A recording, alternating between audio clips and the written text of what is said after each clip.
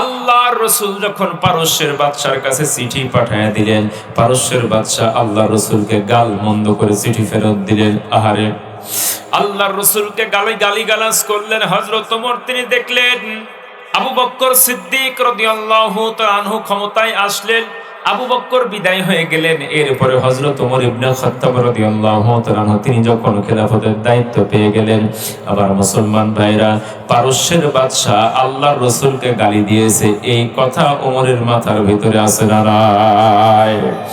গভীর মনোযোগ। আল্লাহর রাসূলের দ্বিতীয় খলিফা হযরত ওমর ইবনে খাত্তাব রাদিয়াল্লাহু তাআলা আনহু আব্দুল্লাহ বিন হুযাফা রাদিয়াল্লাহু তাআলা আনহুকে দায়িত্ব দিয়ে দিলেন, আর তার সাথে দিলেন 16 জন ব্যক্তি, মোট 17 জন। এই 17 জনকে দায়িত্ব দিয়ে দিলেন, পারস্যের সীমান্তে তোমরা গোয়েন্দাগিরি করবে। গভীর মনোযোগ। আব্দুল্লাহ বিন হুযাফা 21 বছরের যুবক, তিনি এইবার 17 জনের একটা বাহিনী নিয়ে পারস্যের আপনার যে বর্ডারটি ছিল সেই বর্ডারের ভিতরে গোয়েন্দাগিরি শুরু করলেন।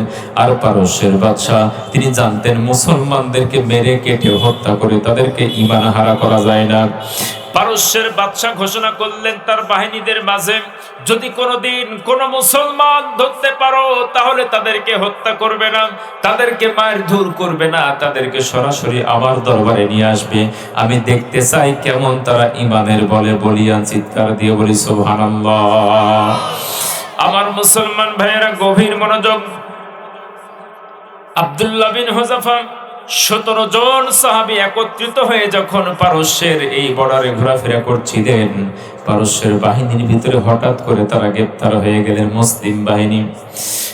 এই 17 জন গ্রেপ্তার হওয়ার পরে পারস্যের বাদশা বলেছিলেন তাদেরকে মারধর করা যাবে না, তাদেরকে হত্যা করা যাবে না, সরাসরি বাদশার দরবারে হাজির করতে হবে। আমার মুসলমান ভাইরা, এই 17 জনকে বন্দী করে সরাসরি পারস্যের বাদশার দরবারে নিয়ে হাজির করে ফেললেন। পারস্যের বাদশা তাদেরকে বন্দী করলেন, জিজ্ঞেস করলেন তোমাদের সেনাপতিকে। সমস্ত সৈন্যরা দেখে দিল 21 বছরের তাগড়া একটা যুবক, নাম হচ্ছে আব্দুল্লাহ বিন হুযাফা, ইনি হচ্ছেন আমাদের সেনা প্রধান। পারস্যের বাদশা তাড়াতাড়ি করে তার বাহিনীকে ডাক দিয়ে বলল, ওই সেনা প্রধানকে একটা আলাদা ঘরে নিয়ে চলে যাও। আমার মুসলমান ভাইয়েরা, গভীর মনোযোগ। আব্দুল্লাহ বিন হুযাফাকে একটা আলাদা কামরার ভিতরে নিয়ে যাওয়া হলো, ঘরের ভিতরে বন্দী করা হলো।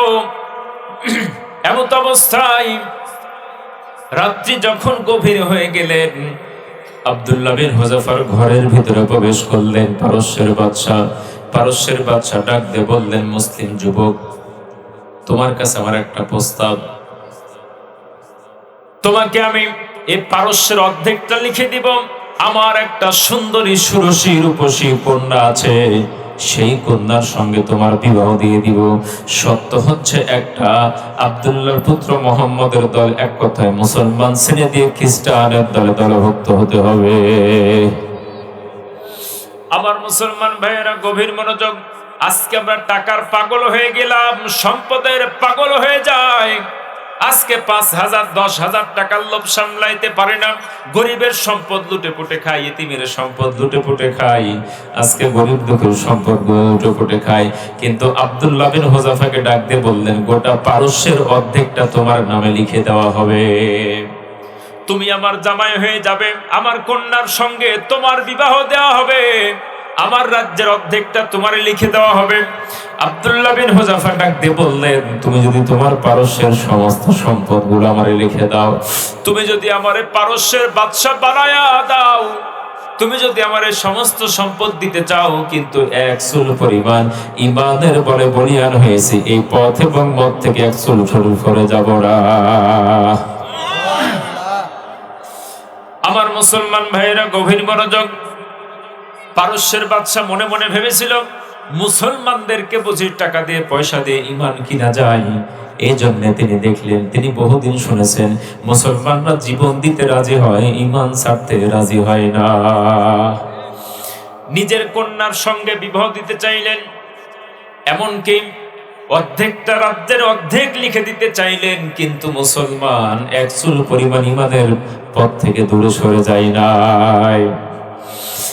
এরপরে পারস্যের বাদশা মিটিং ডাকলেন, মিটিং ডেকে মন্ত্রী সবাই আলোচনা করলেন, এই মুসলিম সেনা প্রধানকে তো আমি আমার সম্পত্তির অর্ধেকটা লিখে দিতে চাইলাম, আমার কন্যার সঙ্গে বিবাহ দিতে চাইলাম, কিন্তু সে তো যুবক রাজি হয় না। অতএব তোমরা আমারে পরামর্শ দাও কিভাবে করে তার ঈমানটা হরণ করা যায়, কিভাবে করে তার ঈমানটা কেড়ে নেওয়া যায়, কিভাবে তাকে খ্রিস্টানদের দলের ভিতরে বন্দী করা যায়। আমার মুসলমান ভাইরা, সমস্ত মন্ত্রী পরিষদ ডাক দিয়ে বলল, ওর ঈমান খাইতে বেশি সময় লাগবে না। এই পারস্যের জমিনে এমন একজন সুন্দরী সুরসী মহিলা আছে, একজন নায়িকা গায়িকা একজন মহিলা আছে, যার রূপ দেখলে সমস্ত যুবকরা পাগল হয়ে যায়। আজকে যুবকরা পাগল হয় কি হয় না? আমার মুসলমান ভাইরা, নায়িকারা যখন ড্যান্স দেয়, কিসের মাহফিল সব থেকে আগে ওদিক যায়। বলে হুজুর কথা ঠিক আছে, ওয়াজ তো ভালোই লাগে, খারাপ লাগে না, কিন্তু ওয়াজ শেষ করে যদি চিকন গলা দিয়ে ডাক দেয়, কে কোথায় আইছে এদিক হুইনে যা, তোর ওয়াজ কাল দেখুন আবার তবা করে দিবে, ঠিক না?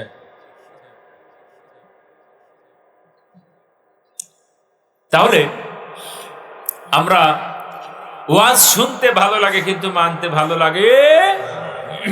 আমারে মাঝে মাঝে ফোন দেয়, বেলালি হুজুর আপনার ওয়াজ শুনতে ভালো লাগে, আলহামদুলিল্লাহ ভালোই তো, কিন্তু নামাজ পড়তে ভালো লাগে না। হ্যাঁ, ফজরের সময় তো হুজুর এত চেষ্টা করি, খালি খালি কিছু করার নাই, নামাজ পড়তে ভালো লাগে না, ওয়াজ শুনতে ভালো লাগে। এরকম লোক আছে না নাই?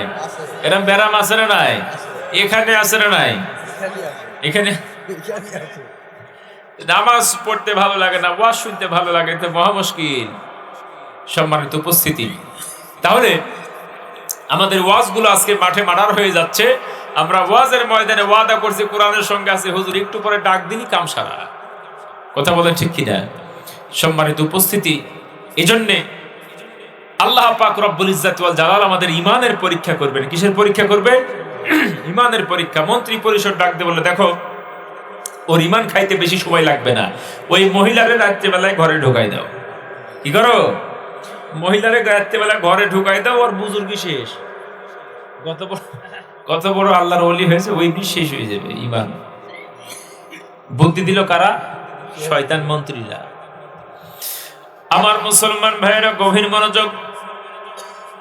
আব্দুল্লাহ বিন হুযাফাকে ঘরের ভিতরে বন্দী করা হলো। রাত্রি যখন গভীর হয়ে যায়, এই মহিলা সুন্দর করে সেজে গুজে একদম সুন্দর করে শাড়ি পরে পায়ের ভিতরে ঘুঙ্গুরি লাগায়া আস্তে করে আব্দুল্লাহ বিন হুযাফার ঘরের ভিতরে প্রবেশ করে। আমার মুসলমান ভাইয়েরা, মুসলিম বাহিনী তাগড়া যুবক সেনাপ্রধান আব্দুল্লাহ বিন হুযাফা, তিনি যাই নামাজের ভিতরে নামাজে দাঁড়িয়েছেন, বলি আল্লাহু আকবার। এই মহিলা যখন ঘরের ভিতরে প্রবেশ করলেন, ঘরের ভিতরে প্রবেশ করে দেখে এই যুবক তো নামাজের ভিতরে দাঁড়িয়ে আছে। তিনি অপেক্ষা শুরু করলেন, দেখি তো কখন নামাজটা শেষ হয়, একটা বার যদি তুমি তাকাও আমার প্রেমের ফাঁদে পড়ে যাবে। আব্দুল্লাহ বিন হুযাফা ভালো করেই বুঝতে পারলেন ঘরের ভিতরে বেগানা নারীকে প্রবেশ করানো হয়েছে। আব্দুল্লাহ বিন হুযাফা তিনি নামাজের ভিতরে দাঁড়িয়ে আল্লাহর সাহায্য চাইলেন, আল্লাহর কাছে ধন্যবাদ দিলেন, আল্লাহ তুমি যদি সাহায্য না করো ঈমান ধরে রাখা বড় কঠিন হয়ে যায়। পয়গম্বর ইউসুফ আলাইহিস সালাতু ওয়াস সালাম বলেছিলেন, ক্বালা মাআযাল্লাহ,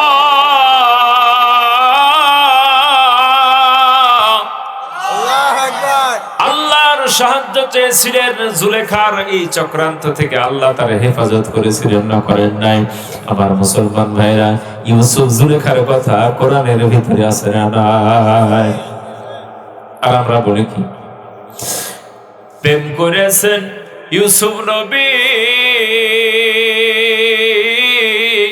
তার প্রেমে জুলেখা বিবি গো। নাউজুবিল্লাহ বলে ফালতু গান করে ইউসুফ নবী প্রেম করতে গেছে। এই ইউসুফ নবী কি ধরে নিয়ে জুলেখারে নিয়ে গেছে, না জুলেখা ধরে ইউসুফে নিয়ে গেছে? হ্যাঁ, গান বানাইছে, কুফুরি গান, শয়তান কোথা করা। হ্যাঁ, শয়তানি গান শোনা যাবে কি? শয়তানি গান শুনবেন না, ভালো ভালো গান শুনবেন। রাজি আছেন তো ইনশাআল্লাহ? এমন সুর দিয়ে এমন সুর করে ধরে যে আরে সত্যি প্রেম করেছে, তাহলে আমিও প্রেম করবো। যুবকরা বলে যে ইউসুফ নবী যদি প্রেম করতে পারে তাহলে আমি কেন প্রেম করবো না? বুড়িয়া বয়সে ওই যে এক বুড়ি ধরেছে, আছে না নাই? সম্মানিত উপস্থিতি, আল্লাহর কাছে তওবা করুন। আপনি জেনা করবেন, কাল হাসরের ময়দানে জাহান্নামের ভিতরে আগুনের মহিলা তৈরি করে দেওয়া হবে। আল্লাহ রসুল হঠাৎ করে চিৎকার শুনতে পেলেন, বললেন কিসের চিৎকার? আল্লাহ রসুলকে জিবরিল আলাইহিস সালাতু ওয়াস সালাম বললেন, দুনিয়াতে যারা অবৈধ জেনা করেছে, মেলামেশা করেছে, ঠিক ওই নারী তৈরি করা হবে আগুন দিয়ে। এই নারী গিয়ে তাকে ধরবে এইভাবে করে যে দুনিয়াতে আমার সাথে প্রেম করেছো, জেনা করেছো, আজকে আসো, কাম হিয়ার, কাছে আসো, জড়ায় ধরবে। আর যুবক চিৎকার করতে থাকবে, গলে গলে মাংসগুলো খসে খসে পড়বে, হাড় গুট্টে একদম শেষ হয়ে যাবে। সুম্মা লা ইয়ামুতু ফিহা ওয়া লা ইয়াহইয়া, সেখানে তারা বাঁচবেও না, মরবেও। আবার নতুন করে কুল্লামা নাদিজাত জুলুদুহুম বাদদালনাহুম জুলুদান গায়রাহা, আবার নতুন করে সৃষ্টি করা হবে। এই জন্য ওই যে আগুনের মহিলা চেপে ধরলো, চিৎকার করলো, আল্লাহ রাসূল সেই চিৎকার শুনতে পেলেন। সম্মানিত উপস্থিতি, তাহলে যেহেতু ইউসুফ নবী প্রেম করেছে, তাহলে আমাদের প্রেম করা জায়েজ আছে। কথা বলেন, কথা বলেন। ইউসুফ নবী প্রেম করেছে? প্রেমী যদি করতো তাহলে 7-7টা দরজা মেরে দেওয়ার পরে আবার সেখানে গিয়ে আল্লাহর সাহায্য চাই কেন? তিনি বললেন ফাস্তাবাকাল বাব, আল্লাহ তাআলা বললেন ইউসুফ, আল্লাহ আমার কাছে সাহায্য চেয়েছো, তুমি খালি দরজার দিকে দৌড় দাও, 7টা লোহার দরজা, তুমি দৌড় দাও না, বাকিটা আমি দেখে দিছি। সুবহানাল্লাহ বলেন। ইউসুফ আলাইহিস সালাতু ওয়াস সালামের যা আছে কপালে, দেই এক দৌড়, যাবি কই, তাইনে যাবি কই, পালাইছি, 7টা দরজা তৈরি করেছি, আজ তোরে খাইছি। ইউসুফ আলাইহিস সালাম দৌড় দিলেন, আর পেছন থেকে মহিলা কি করলেন, টেনে ধরলেন। তাহলে প্রেম যদি ইউসুফ নবী করতেন, তাহলে জামা ছিঁড়ার কোনো প্রয়োজন ছিল না। জামা ছিঁড়ে গেল, লোহার কপাটের দিকে দৌড়াইতে থাকলেন। আমাদের মতো মানুষ হলে বলতো যে লোহার কপাট ভাঙবে কি করে, এত শক্ত লোহার কপাট, এই পেটে পার হইব কি করে? কথা বলে ঠিক কিনা? ইউসুফ আলাইহিস সালাতু ওয়াস সালামকে নিয়ে ঘরের ভিতরে প্রবেশ করেছে জুলেখা। এখন জুলেখা ঢোকার পরে আস্তে আস্তে কাপড়গুলো টানাটানি শুরু করেছে। এখন আস্তে করে উনি যে এই দুর্গা দেবী আছে, মূর্তি আছে, মূর্তিকে ঢেকে দিয়েছে কাপড় দিয়ে।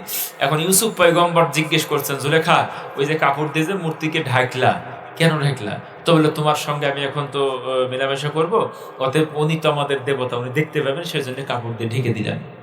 আরে ইউসুফ আলাইহিস সালাতু ওয়াস সালাম বললেন, জুলেখা তোমার মূর্তির দেবদেবী দেখতে পায়, আমার আল্লাহরে দেখতে পায় না? আমার আল্লাহকে দেখতে। সম্মানিত উপস্থিতি, তিনি আল্লাহর কাছে সাহায্য চলে, আল্লাহ তাআলা বললেন ফাস্তাবাকাল বাব, দৌড় দাও এই দরজার দিকে। লোহার দরজার দিকে দৌড় দিয়েছে পয়গম্বর, আর আল্লাহ তাআলা বললেন জিবরিল এক একটা দরজা লাথি মেরে ঠাস ঠাস করে ভেঙে চুরে টুকরো টুকরো করে ফেলে। বলে আল্লাহু আকবার। সে আল্লাহ ছাড়া নয়। আমার মুসলমান ভাইরা, তাহলে হেফাজতের মালিক কে? আব্দুল্লাহ বিন হুযাফার ঘরের ভিতরে মহিলা প্রবেশ করেছে। তিনি বলছেন, আল্লাহ তুমি ইউসুফ পয়গম্বরের হেফাজত করেছো, তুমি আমারও হেফাজত করো। আমার মুসলমান ভাইয়েরা গভীর মনোযোগ। আব্দুল্লাহ বিন হুযাফা এবার নামাজে দাঁড়িয়ে আছেন, আর মহিলা অপেক্ষা করতে আছেন কখন নামাজটা শেষ হবে, আর কখন সে আমার দিকে তাকাবে, আমার রূপের ফাঁদে সে পড়ে যাবে। আব্দুল্লাহ বিন হুযাফা আসসালামু আলাইকুম ওয়া রাহমাতুল্লাহ, আসসালামু আলাইকুম ওয়া রাহমাতুল্লাহ বলে নামাজ শেষ করলেন। এইবার মহিলা মনে মনে ভাবলেন, এইবার বুঝি আমার দিক তাকাবে। আমার মুসলমান ভাইয়েরা গভীর মনোযোগ। আব্দুল্লাহ বিন হুযাফা 1 সেকেন্ড দেরি করলেন না, আবার দাঁড়িয়ে গেলেন নামাজের ভিতরে। এরপরে তিনি আবার তাকবীরে তাহরিমা বলে নামাজে দাঁড়িয়ে গেলেন। এইভাবে ঘন্টার পর ঘন্টা পার হয়ে গেল, সারাটা রাত তিনি নামাজে দাঁড়িয়ে কাটিয়ে দিলেন। একটিবারের জন্য মহিলার দিকে তাকালেন না। মহিলা অপমান হয়ে বাদশার দরবারে গিয়ে হাজির হয়ে ডাক দিয়ে বললেন, এই কি মানুষ না প্লাস্টিক? সারাটা রাত এত সুন্দরী আমি একজন মহিলা, পারস্যের এমন কোন পুরুষ নাই আমার রূপের মোহে পড়ে নাই, আমারে যাই একটা বার দেখে আমারে পাওয়ার জন্য পাগল হয়ে যায়। 21 বছরের একটা তাগড়া যুবক, আমি তার ঘরের ভিতরে সারাটা রাত পার করে দিলাম, একটি বারের জন্য সে আমার চেহারার দিকে তাকায়াও দেখলো না। ব্যাপার কি বুঝলাম না, ও কি মানুষ না অন্য কিছু? আমার মুসলমান ভাইরা, তাহলে বাদশার দ্বিতীয় পরিকল্পনা ফেল হয়েছে না হয় নাই? আমার মুসলমান ভাইয়েরা গভীর মনোযোগ। এরপরে আবারও মন্ত্রী পরিষদ ডাকলেন, তোমরা কি বলতে চাও? আমার তো 2 নাম্বার প্ল্যান তো ভেস্তে চলে গেল, এখন 3 নাম্বারে কি করা যায়? এদের ঈমানটা কেড়ে নিতে হলে মন্ত্রী পরিষদ ডাকতে বললেন, এদেরকে ফাঁসির মঞ্চে তুলতে হবে। ফাঁসির মঞ্চে যদি তোলা হয়, মৃত্যুর ভয়ে তারা ঈমানটা ছেড়ে দিবে, কালিমাটা ছেড়ে দিবে, মৃত্যুর ভয়ে তারা খ্রিস্টান ধর্ম গ্রহণ করবে। যেই কথা সেই কাজ। আমার মুসলমান ভাইয়েরা গভীর মনোযোগ। আব্দুল্লাহ বিন হুযাফা সহ 17 জন ব্যক্তিকে ফাঁসির মঞ্চে তোলা হলো। ফাঁসির মঞ্চে তোলার পরে বাদশাহ হুকুম দিয়ে দিল, শেষ চান্স তোমাদের জন্য। ফাঁসির মঞ্চ তৈরি করা হলো। ঈমানটা যদি ছেড়ে না দাও, এক এক করে ফাঁসি দিয়ে পৃথিবী মাঝখান থেকে বিদায় করে দেব। আমার মুসলমান ভাইয়েরা, আব্দুল্লাহ বিন হুযাফার গলার কাছে যখন ফাঁসির দড়ি নিয়ে আসা হলো, আব্দুল্লাহ বিন হুযাফা ফাঁসির দড়ি দেখে মুস্কি মুস্কি হাসে, বলে সুবহানাল্লাহ। আমার মুসলমান ভাইরা, কোন মুমিন মুত্তাকি ব্যক্তি ওই ফাঁসির মঞ্চ দেখে মন খারাপ করে নাকি? জোরে বলেন। ফাঁসির মঞ্চ তো ফুলের মালার মতো, কথা বলো ঠিক কিনা? বাংলার জমিনে ইসলামী আন্দোলনের নেতাদেরকে যখন ফাঁসি দেওয়া হয়, ফাঁসির মঞ্চে তোলা হয়, হাসতে হাসতে তারা ফাঁসির মঞ্চ বরণ করেছে না করে নাই? আমার মুসলমান ভাইরা, তাদের কোনো ভয় নাই, তাদের কোনো চিন্তা নাই। তারা জান্নাতের মেহমান হিসেবে জান্নাতের ভেতরে সবুজ পাখি হয়ে উড়ছে না, কে উড়ছে না? আমার মুসলমান ভাইরা, ফাঁসির মঞ্চে যখন তোলা হলো, আব্দুল্লাহ বিন হুযাফা ফাঁসির দড়ি দেখে মুস্কি মুস্কি হাসি দেয়। রাজা বড় অপমান হয়ে গেল, বাদশা বড় অপমান হয়ে গেল। ফাঁসির মঞ্চ তৈরি করলাম ফাঁসি দেব বলে, আর আমার ফাঁসির দড়ি দেখে মুস্কি মুস্কি হাসে। এদেরকে বন্দি করো, আবার বন্দি করো, ফাঁসি বন্ধ করো, এদেরকে এমন ভাবে বন্দি করো, খানা দানা সমস্ত কিছু টোটালি বন্ধ করে দাও। জেলের ভিতরে বন্দি করা হলো। আবার মুসলমান ভাইয়েরা, বাংলার জমিনে শুধুমাত্র ইসলামী আন্দোলনের কর্মী হওয়ার জন্য, ইসলামী আন্দোলন করার জন্য এমন ভাবে কারাগারের ভিতরে বন্দি করেছে, আয়না ঘরের ভিতরে, কথা বলেন ঠিক কিনা? 8 বছর 9 বছর ধরে এমন ভাবে বন্দি করেছেন, মাত্র 2টা মিনিট টয়লেট করার জন্য দিতেন, একটা গামছা দিয়েছেন। কতদিন পার হয়ে যায়, ওযু করতে দেয় নাই, কতদিন পার হয়ে যায়, গোসল করতে দেয় নাই। আহারে, একটা ছোট্ট ঘরের ভিতরে শত শত মানুষকে রেখেছে না রাখে নাই? আজান যখন দেয়, জালেমের গোষ্ঠীরা এমন ভাবে গানের সাউন্ড ছেড়ে দেয়, এমন ভাবে সাউন্ড দিয়ে দেয়, গানের আওয়াজ, আজান যেন শুনতে না পায়, নামাজের ওয়াক্ত যেন বুঝতে না পারে। তারা এমন নির্যাতন নিপীড়ন করেছে। আহারে, সারাটা দিন সারাটা রাত মাথার উপরে বিভিন্ন গরম বাল্ব দিয়ে তারা রেখেছে না রাখে নাই? দীর্ঘদিন বছর পর্যন্ত, 8 বছর 10 বছর পর্যন্ত কত জুলুম নির্যাতন তারা চালিয়েছে। আল্লাহ পাক যদি এই বিজয় না দিত, হয়তো তারা আর জিন্দেগিতে ওই জেল থেকে বের হতে পারতো না। কথা বলো ঠিক কিনা? আবার কাউকে নিয়ে গিয়ে বঙ্গোপসাগরের ভেতরে এইভাবে পেটের ভেতরে ছুরি ঢেলে দিয়ে, ভুঁড়ি ঢেলে দিয়ে ওই সাগরের ভেতরে নিক্ষিপ্ত করেছে না করে নাই? কত মায়ের বুক খালি করেছে, কত সন্তানকে এতিম করেছেন, কত স্বামী হারা করেছেন। আবার মুসলমান ভাইরা, বাংলার সবুজ ভূখণ্ডে কত মানুষকে তারা হত্যা করেছেন, নির্যাতন নিপীড়ন করেছেন। আবার মুসলমান ভাইরা, আল্লাহ নিজ হাতে জালেমের পতন দিয়েছে, কথা বলা ঠিক কিনা? আবার মুসলমান ভাইরা, গভীর মনোযোগ। কারাগারের ভিতরে বন্দী করা হলো। 1 দিন 2 দিন 3 দিন পর্যন্ত খানা বন্ধ করে দেওয়া হলো। এইভাবে করে আপনার 10 দিন পার হয়ে যায়, কোনো খানা সরবরাহ করে নাই, পানীয় সরবরাহ করে নাই। আমার মুসলমান ভাইরা, আজকে মেডিকেল সায়েন্স বলছে একটা মানুষ কিছু না খেয়ে 15 থেকে 20 দিন পর্যন্ত বাঁচতে পারে। মেডিকেল ডাক্তার রেখেছেন, যখন কারিবুল মাউত, মৃত্যুর একদম নিকটে চলে যাবে, ঠিক সেই মুহূর্তে আমাকে খবর দিবে, ওই সময়তে কিছু খাদ্য পাঠাবো, দেখি তারা ঈমানটা ছাড়ে কি ছাড়ে না। এইভাবে করে যখন 15 থেকে 16 দিন পার হয়ে গেল, ঠিক মৃত্যুর দ্বার প্রান্তে যখন চলে গেল, আর কিছুক্ষণের ভিতরে হয়তো মৃত্যুবরণ করবে, বাদশার দরবারে খবর দেওয়া হলো, বাদশাহ নামদার, এইভাবে যদি আরো কিছুক্ষণ থাকে, তারা একটা একটা করে মৃত্যুবরণ করবে। পারস্যের বাদশা দেরি করলেন না। সাথে সাথে শুকুরের মাংস রান্না করলেন আর মদ পরিবেশন করলেন, কারাগারের ভিতরে পাঠিয়ে দিলেন, শুকুরের মাংস আর মদ পাঠিয়ে দিলেন। আব্দুল্লাহ বিন হুযাফাকে ডাক দিয়ে বললেন, আব্দুল্লাহ বিন হুযাফা, তুমি এবং তোমার মুসলিম বাহিনীর জন্য খাবার পরিবেশন করা হয়েছে। আব্দুল্লাহ বিন হুযাফা ডাক দিয়ে বললেন, কি এগুলা? তারা ডাক দিয়ে বললেন, এগুলা শুকুরের মাংস আর হচ্ছে এগুলা শরাব।